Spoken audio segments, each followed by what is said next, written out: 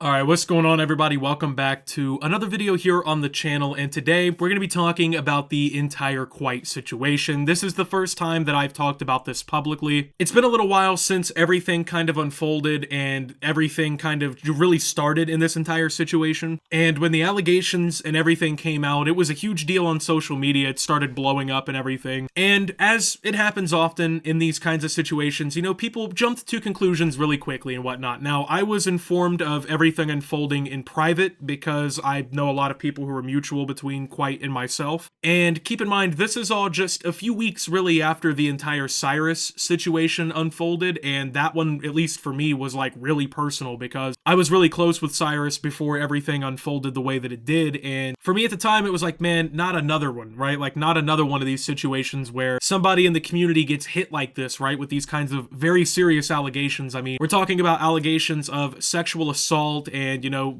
just violation of boundaries in general. There's a lot of stuff really covered in all of these allegations, right? And the full breakdown, of course, if you really want to comprehensively understand it the best way to do it, I feel like, is to read the initial allegations and everything and then watch Kwite's response video, which is an hour and a half or so long. The reason this video came out, you know, today and not like yesterday or whatever is because I wanted to take the time to fully watch Kwite's response before I talked about this. And this is the reason I didn't really initially make a video talking about this situation when the allegations really first kind of like went public and started kind of going viral and everything. Obviously, you know, a lot of people wanted to talk about this allegations and everything because, well, it's somebody in the community who's getting hit with pretty serious allegations, you know, it's not something to play around about. And, you know, historically, I've made videos talking about these types of situations too, but one thing I've learned in these situations is that sometimes, especially like when it comes to content creators and situations like that, is you gotta also give that person a chance to respond to things. Now, like with the Cyrus thing, you know, he was really given the chance to respond and kind of address everything, and he floundered that opportunity. And a lot of creators, when they're put under this serious kind of pressure, you know, they don't provide the best responses. They don't provide the best, you know, comebacks to these kinds of allegations, you know, especially when it comes to like having evidence. A lot of the times they're very emotionally driven, you know, reactionary type of videos, and that usually doesn't go over well for obvious reasons. But this Kwite situation is really different, right? Because as everything appears now, and as it all really has kind of, you know, the cards have kind of played into everything here, it really looks like Kwite is a lot more innocent than a lot of people gave him credit for when all of this started going down. It appears that a lot of these allegations were outright false, if not like significantly altered in detail, or like basically played up to some extent. Realistically, you know, Kwite, when all of these allegations were brought out, was made to look like a complete monster, like someone who would commit sexual assault and do unspeakable things to another person who goes by the name of Orion and everything, right? So when these allegations came out, like, people were stunned, and I was stunned reading these, right? Because I've watched Kwite for years, but, you know, Kwite took a little while to respond, and during that time, there was a pretty bad reaction towards Kwite. I mean, it was viral on social media, you know? People were outright calling Kwite a rapist and all of these other terms, and, you know, saying that he was guilty and all these things because of the allegations. Like, these allegations were taken very seriously by the online community because they seemed pretty genuine, you know? Like, obviously, most of us, when you think about a situation where, you know, like, you could potentially be a victim of, like, some sort of assault or manipulation, deception, anything, right? Like, when you can be a victim to something like this from another person, right? It wouldn't be a situation that a normal person would lie about, right? Like, most of us could never come up with an allegation like this because that's just insane, right? Like, you can't just be going around making false allegations about people. But it appears that a lot of the allegations against Kwite were false, and a lot of things were addressed in the video For the Record by Kwite, which currently has over 1.7 million views already on Kwite's YouTube channel. And honestly, this video is a hard watch, not only just because of all of the different disgusting and disturbing topics that are discussed inside of the video, but simply because of the fact that Kwite had to reveal his face docs and also talk about several insecurities that not only Kwite didn't want really to be public, but also is clearly uncomfortable even really discussing in really any sort of manner. I don't really want to talk about the specifics of a lot of these insecurities because honestly, as a person, I feel for Kwite because I've had a lot of the same, you know, not exact problems like that, but when it comes to like the face docs and stuff like that, I've had the same issue. You know, I've wanted to be an anonymous creator on the platform. I've wanted to prevent my private details and my private life from being intertwined with my social media presence. And thankfully, people have been very respectful of that wish over time for me. But unfortunately for Kwite, that was not the situation. And through this entire ordeal here, really, Kwite now has had to reveal his face docs and talk about a lot of sexual and personal insecurities, realistically revolving around, you know, personal touch, personal relationships, sexual performance, things like that. Now, obviously, these are major insecurities of Kwite's, and rightfully so. These are honestly very normal problems. You know, these are very normal things to go through. It's not like, you know, Kwite's the first person to have these issues. Not saying that to downplay it in any way, but more or less to just say, like, out of respect of the fact that as a person, I can understand a lot of these concerns, I don't really feel like it's something that, you know, I want to sit here and harp on or anything, right? Because that took a lot of courage out of Kwite, I feel like, to talk about those kind of things. Because, I mean, to reveal such personal insecurities and even details about yourself like this to a widespread online audience in essentially a forced hand reaction to defend yourself from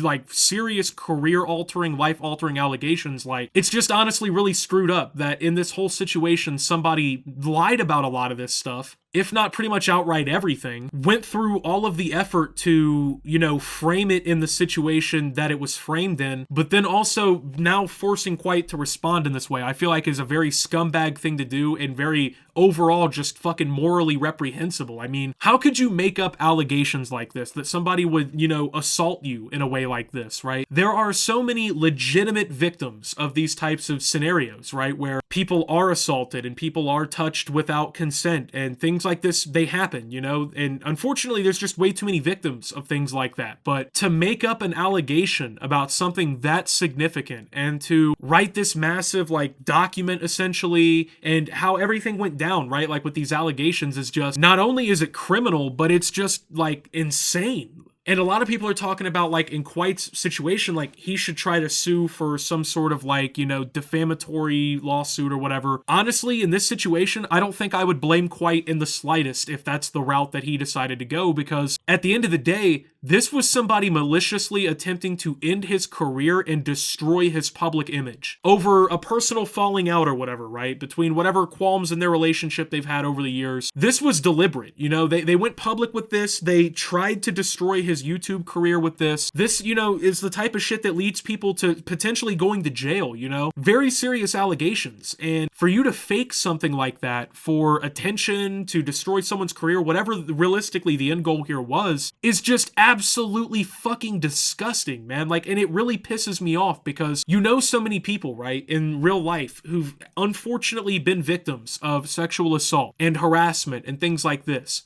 And their experiences are trivialized by scumbags like this online so they can, you know, do whatever, for whatever nefarious fucking purpose. And then, like I said, people immediately jump to conclusions in these situations, right? Like, you're always told when it comes down to these types of allegations that you're pretty much always supposed to believe the victim in this situation regardless, you know, if there's no proof or anything. And as a general rule of principle, I do believe people who make these allegations. And even when the allegations about Kwite came out, I took them seriously. Because in an ideal world, yeah, and in an ideal mindset, yeah, no one would lie about that, because that's just an absolutely absurd thing to even want to lie about, you know, to like go to the extents to detail a horrific crime that happened to you, you know, in false detail is just insane. But people immediately jumped to the conclusion and to basically the answer in this whole thing that Kwite was an assaulter, that he was a predator. There were people on Twitter who were, you know, quote retweeting things that he had tweeted and saying things like, "Ain't you a rapist?" and like all kinds of like what they thought was like gotcha moments. And like what's craziest about that, right, is not only are these people once again trivializing a serious experience to try and like get Twitter ratios on a YouTube content creator as if it's some sort of like joke and game to poke fun about, but they also immediately jumped to the conclusion and to the, you know, answer of just calling this guy a rapist. And now, obviously, with the response that Kwite came with, which includes an archived dump of conversations and lots of screenshots and other evidence in the video, including calculated disapprovals of a lot of the statements made against Kwite, we can pretty much tell that, like, a lot of this was just bullshit and just false. And the reputation suffrage is still going to be there. Like, even though, you know, Kwite has now gotten millions of views on this video, basically vindicating himself in a lot of ways from these allegations and everything, even though this has been done, and even though people have apologized to him for jumping to conclusions, and everything has kind of went the way that it's went now, there's still people out there who have not seen this response video, that know of these allegations, that probably still think that Kwite is some sort of predator. Or even with the whole video here responding to everything, there's still going to be people who believe the victim in this entire situation, or what you would call the victim in this entire situation. You know what I mean? Like, this is a provable, like, career damaging kind of allegation, and for Kwite to have to go to these extents to even respond and, like, clear his name is just disgusting.